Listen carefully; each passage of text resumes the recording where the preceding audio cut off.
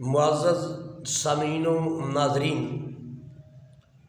آج کی اس روحانی نشست میں ہم خانقاہی صوفیاء اولیاء ان کی بارگاہ سے فیض لینے جا رہے ہیں۔ آج میرا پوائنٹ آف ویو جو ہے وہ اصفیاء کے امام حضرت سیدنا بابا فرید الدین گنج شکر رحمۃ اللہ تعالیٰ علیہ آپ اور آپ کا انداز تربیت ہے۔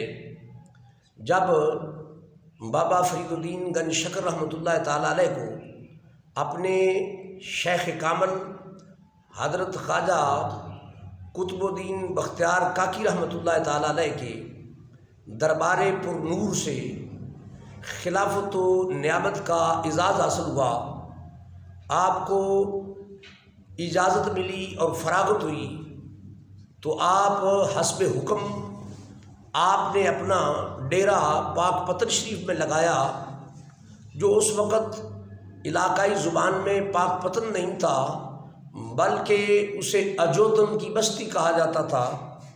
تو وہاں آپ تشریف فرما ہوئے اور فیض علم کا تربیت کا بانٹنا شروع کیا۔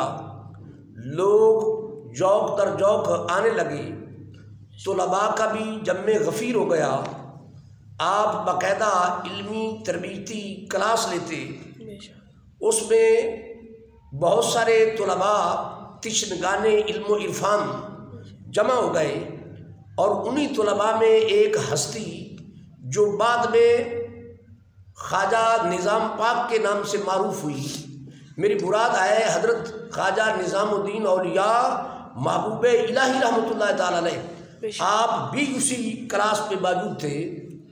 تو آپ کا وہاں جو قیام تھا طلباء کا، اور جو توام تھا مدارس کے نظام میں قیام اور توام کا بھی باقاعدہ نظم ہوتا ہے، تو اس وقت کا جو نظم تھا آپ سنیں گے تو ورثہ حیرت میں گم ہوں گے۔ لنگر تھا، کھانا تھا، جیسا تیسا تھا، جملہ طلباء اس پہ سجدہ شکر ادا کرتے، اللہ کی حمد کرتے۔ میں تھوڑا سا اشارہ دے کر آگے نکلوں گا کہ اس وقت کی جو جماعت جو آنے والے وقت کے صوفیاء اور اولیاء تیار کر رہی تھی، ان کا جو لنگر تھا اس میں جو سالن تھا وہ علاقائی وہاں کچھ درخت تھے جنہیں کریر کے درخت کہا جاتا ہے، عرفن جسے کری کہتے ہیں۔ اس کا پھل ہوتا ہے بریک بریک دانوں کی صورت میں، جسے علاقائی زبان میں ڈیلے کہتے ہیں، بعض لوگ ان کو اچار میں بھی یوز کرتے ہیں۔ وہ کریر کا جو پھل ہوتا تھا اس کو سادہ پانی کے اندر ابال کر بطور سالن استعمال کیا جاتا تھا، جس کے اندر بظاہر کوئی لذت، کوئی ذائقہ نام کی کوئی چیز ہی نہیں ہوتی تھی۔ تو اس میں یہ بات بھی اس وہاں کی تربیت میں شامل تھی کہ حضرت بابا فرید الدین گنج شکر رحمۃ اللہ تعالیٰ علیہ آپ طلباء کے ساتھ برابر بیٹھ کے وہی لنگر کرتے، وہی کھانا، وہی سالن استعمال کرتے۔ یہ نہیں تھا کہ پرنسپل صاحب، موتمن صاحب، ناظم اعلیٰ صاحب، آنریبل ڈائریکٹر صاحب کا الگ روم میں علیحدہ سے انتظام ہوگا وی آئی پی، ایسا ہرگز نہیں تھا۔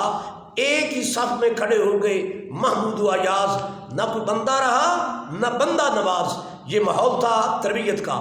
تو وہاں آپ کی کلاس میں روٹین میں یہی سالن چلتا رہا، یہی چلتا رہا روٹین میں۔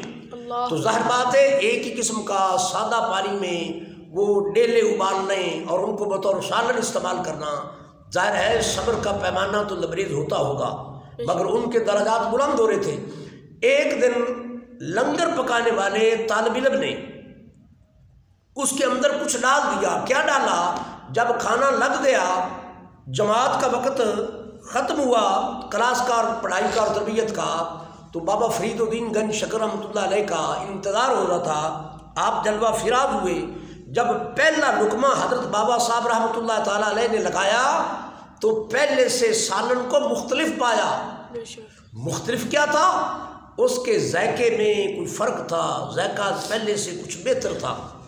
آپ نے فوراً لقمہ وہیں رکھا اور پوچھا کہ آج سالن کس نے تیار کیا ہے؟ طالب علم حاضر ہوا، حضور میں نے تیار کیا ہے۔ فرمایا اس میں آج کچھ لذت محسوس ہوتی ہے، کچھ ذائقہ محسوس ہوتا ہے، اسے کیا کیا ہے؟ اس نے کہا حضرت مسلسل بے ذائقہ سالن کھاتے کھاتے طبیعت اچاٹ ہو گئی تھی طلباء کی، تو ہم نے ساتھ والے گاؤں کی دکان سے نمک ہدار لے کر سالن میں ڈالا ہے، یہ اس کا ذائقہ ہے۔ تو آپ دیکھیں صوفیاء کا انداز تربیت کہ انسانی نفس جب لحمیات استعمال کرتا ہے، جب مرغنیات استعمال کرتے ہیں، جب ہم ذائقوں والے کھانے استعمال کرتے ہیں، مقویات کا استعمال کرتے ہیں، مغزیات کا استعمال کرتے ہیں، تو نفس امارہ میں بگاڑ پیدا ہوتا ہے۔ تو وہ صوفیات تھے جو یزکیہم کا فیض دیتے تھے اپنی طلباء کو بھی، اور خود بھی اس پہ عمل پیرا تھے۔ تو آپ نے اس وقت جو ایک جملہ ارشاد فرمایا وہ خانقاہی اور صوفی لوگوں کی تربیت کے لیے مشعل راہ ہے۔ آپ نے فرمایا کہ بیٹا آپ کو دو چیزوں میں ایک بات کا فیصلہ کرنا پڑے گا۔ پوچھا کس بات کا فیصلہ؟ فرمایا یا تو ذائقے ملیں گے یا ولایت کا نور ملے گا۔ ذائقے ملیں گے تو پھر ولایت کے نور سے محروم رہیں گے۔ دعا اللہ کریم ہمیں ان اکابر صوفیاء جو مربیان ملک و ملت تھے ان کی تربیت سے بہرہ یاب ہونے کی توفیق عطا فرمائے۔